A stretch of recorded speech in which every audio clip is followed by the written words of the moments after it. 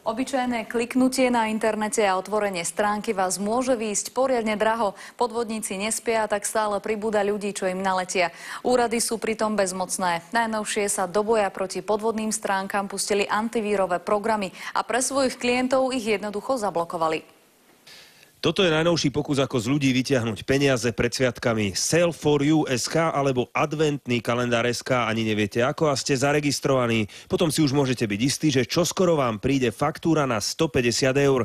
Podobných podvodov z dielne spoločných autorov je na internete viacero. Poškodených je skoro 11 000 a škoda sa pohybuje okolo 550 000 eur. Proti takýmto podvodom na internete začali klientov chrániť aj niektoré antivírové programy. Ak máte ich platnú licenciu, jednoducho vás na takéto stránky nepustia. Keď sa rozhodujeme o tom, ktorú stránku alebo softvér zablokujeme, berieme do úvahy niekoľko faktorov. Pochybná reputácia týchto a im podobných stránok je všeobecne známa. Obísť takúto ochranu sa síce dá, no funguje ako dostatočná výstraha. Skôr si tak pozorne preštudujete podmienky, ktorými sa za použitie stránky zaväzujete platiť. Naše produkty sú samozrejme každý deň niekoľkokrát aktualizované. Podobné podvody sú rozšírené vo viacerých krajinách Európy. Podľa našich informácií sú v pozadí firiem tí istí ľudia. V Taliansku pritom ich argumenty pred súdom neobstáli. Na Slovensku viacerí právnici radia faktúry neplatiť. Ignorovať a neplatiť. Teda čakať na to, ako rozhodne súd. Najbližšie pojednávanie o určení neplatnosti zmluv za návštevu takýchto stránok je vytýčené na 1. februára na súde v Poprade. Marek Gudiak, televízia Markíza.